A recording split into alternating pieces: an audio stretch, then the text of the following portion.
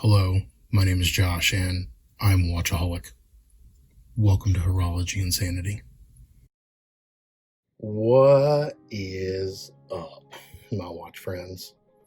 All right, so check this out. Today we have a tour watch in, and you can see by the labeling here on the storage case that it comes in, it is a Borealis. Now, I need to make this, I can't decide if I'm going to make this an unboxing video or a review video, because I kind of just need to do both and I need to get it out. And I'm going to be honest with you, I didn't do research on it. So if you want to do research on it, the internet is your friend.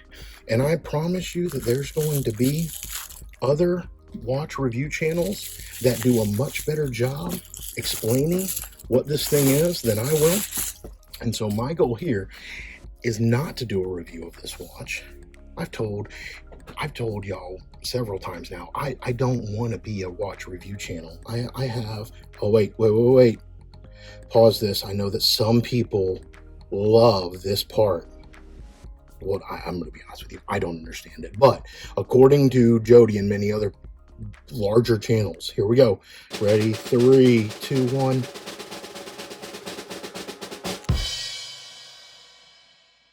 Okay, there you go. Yeah, here's where I'm at. I don't want to be a review channel, right? I don't. And so, but the trick is that I love the aspect of this hobby that gets to experience all of these watches that the reviewers get to do. And so when I have the opportunity to jump in on that, well, then I'm going to jump in on that, right? And that's basically how this watch came to me. Now, what we have here, and I'm going to butcher this name, so I'm not even going to try to say it. I'm going to show it up on the thing. I think it's here on the case back. Let's see if I can get this zoomed in on. Man, if I can even get it the right way. Can we get that in there? Oh, it's upside down. Olisipo. Olisipo. You can see it right here. Okay, it's upside down. So let's get it this way. My super duper filming skills, amateur at best. Olisipo. So whatever that means, I think it's the name of a city. And from what I hear, Carlos, who is the owner of Borealis, is a stand-up awesome person. I believe he is a huge watch nerd, a huge watch enthusiast, like a lot of micro brand owners are, right? And so, let that be noted for what it is, right? If you want to get into a neighborhood, right? I talk about the watch community, and I talk about within the watch community, there are different neighborhoods. If you want to get into the Borealis neighborhood because Carlos is such an awesome person, then I say go for it. Right? Many of you will know that I'm part of the Zelos neighborhood, and one of the reasons that I stay a part of that is because of the great people in it, but also because Elshan is such a great guy. And so Elshan is the owner of Zelos, if you're not familiar. But yeah, so if you want to get in on this because Carlo's a great guy, then I think you're good on that. Now, let's see here. We're looking at like a president style bracelet. It looks like it's got a little bit of a taper to it, maybe a mil or two. I'm not measuring it. Y'all can find better videos on it for that. But you'll notice that I have here the orange dial variant. Now, if you go online, or if my wife edits this, she can roll in some footage of all of the different variants. And you'll see that there's 5, maybe 6 different options. And this orange one, so here's where I'm going to talk about my experience with it. The orange one in the pictures, I think it's coming across a little better in this video. But the orange one in the pictures, I was not a fan of. Now, I also have to admit, I don't own any orange watches, and that might be purposefully. I don't know why. I'm just not attracted to them. But as soon as I opened up this one and I saw the orange dial on it, I liked it. I was like, yeah, no, this thing looks way better in person than it does in the photos and whatnot that I've seen of it. Now, you'll notice the case shape here, kind of a standard case. I mean, this is probably 40 mil. I'll measure that for you. So if you guys need, those of you who really want some measure, oh, it's 40 on the dot. So it's got the 4 o'clock crown. Some of you addicts love 6.3 on the crown stem, right? So or the crown width. So you've got that. Bezel action is stiff but good, right? So the coin edge, this coin edge right here, let's see if I can get zoomed in on it. It doesn't give you the best traction on your, and again, maybe it's because I got these old man hands, right? And I don't have any feeling in my right thumb. So maybe it's some of that, but yeah, I've definitely felt some other watches that maybe have a little bit better bezel action on it, and that have a little bit better grip on that coin edge. Now, I will say from an aesthetic standpoint, this one is pretty sweet, and I think I know why that is. So, in my opinion, so if you're familiar with microbrands, you might be familiar with Evant, and Evant had some fume diver. I don't remember what the name of it was, but I had been eyeing that for a while. And this kind of case shape, right, with the bevels and just being a little bit more of a vintage retro style, was on that Evant. And I really liked it. So I don't know if that helped Carlos in his designing of this, and if he too was going for that kind of retro style dive look, but he did it, and he did it well. You'll notice that for the true watch nerds, there are drilled lugs right here. I personally don't like them. I don't like the aesthetic of them, and I don't think they give you so much added functionality that it's worth the loss in aesthetic. But that's just me. That's just me. I know that some of you guys love them, and so if you're interested, there's that. But the other thing that I'll give kind of notice to here is that when you look at the handsets and the indices, this watch is straight up, well, we'll just call it a homage, if you want to the Helio Seaforth. Now, the Helio Seaforth is amazing. I have 4 of them, and I love them. And, well, no, I'm probably going to flip them, but they are amazing watches. And now part of the reason I think the Seaforth is so well loved is not just the craftsmanship and everything that goes into it, because it's top-notch stuff, but it's the fact that it, with its hands and indices, which are the same ones that are kind of here on the Borealis, is all a play off of the Rolex Datejust. So you look up, and I don't know if I can edit this in, but if you look up the Rolex Datejust with the stick indices and the non-fluted bezel, right? Look at just the standard fixed bezel.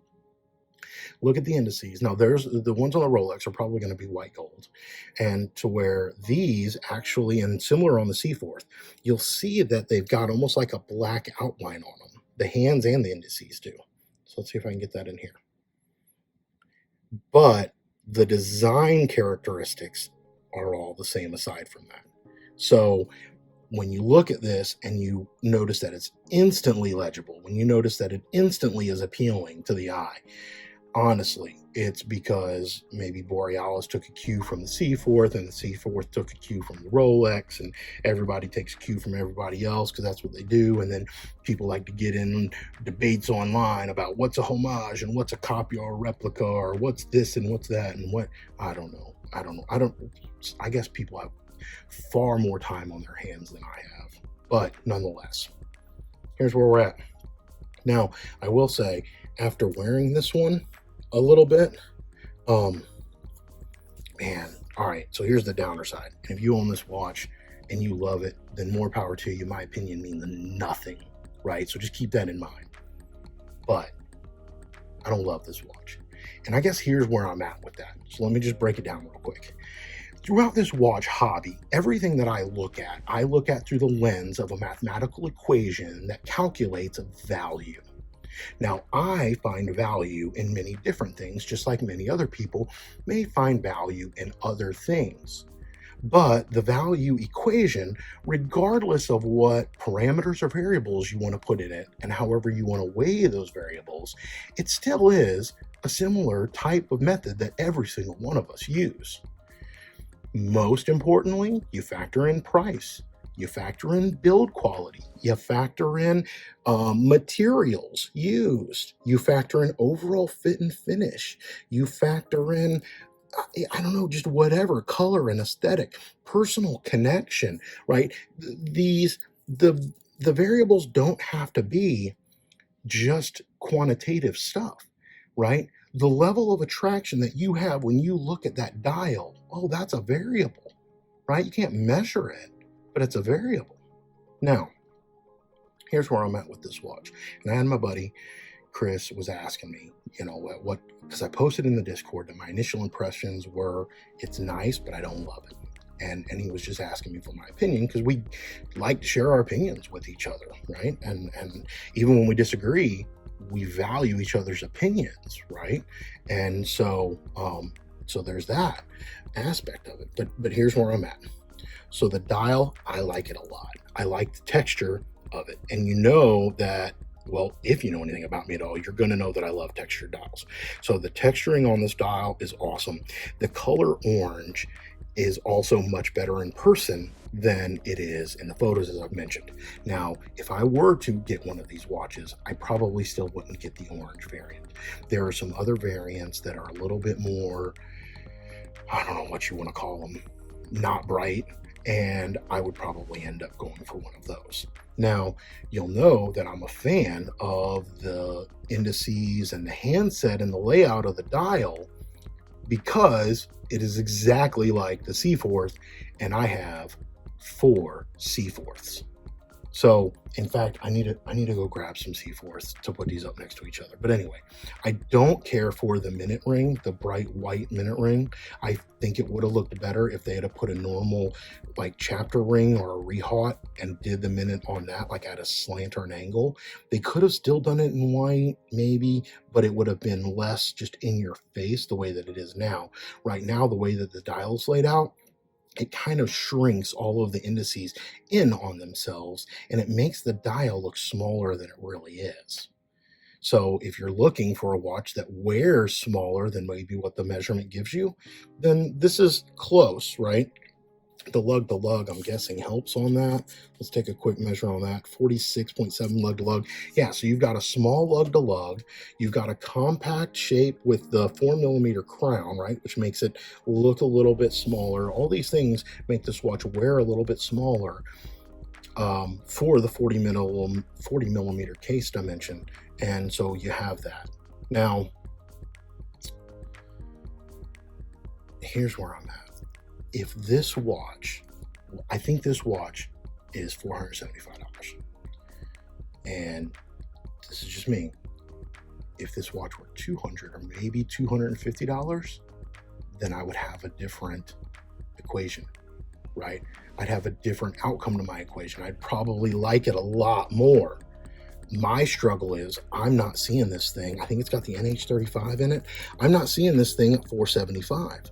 I'm not seeing it as a value. Oh, it's got the Miyota 9015, right? Which is, I think, a slightly better movement than the NH35, but even still, right? 300 meter, water resist. But I'm just not seeing, look, I think, well, I can't tell. I think those are solid end links, but they're sharp and they catch you. They have the same lips on them here. Let me get this in frame. Sorry, I'm talking to the camera and looking at the watch. These have the same fit and finish, and everything has hollow end links too. Now, I've not taken this off, so I don't know if they're hollow or not. I'm guessing they're solid, just based on that. But yeah, they wear like a hollow end link. And in my opinion, that kind of cheapens the overall experience with the watch. Right? So you have that fitment's not very good. You run your thumb across it and it's a little sharp, right? The case back is smooth, the etching on that. So you don't have that, a couple of Zelos, right? You can straight up cut your finger when you run it across the case back, but you don't have that. And then I think it's just the overall nature of these President bracelets, like even the best of them, even the Rolex, they're just kind of chintzy.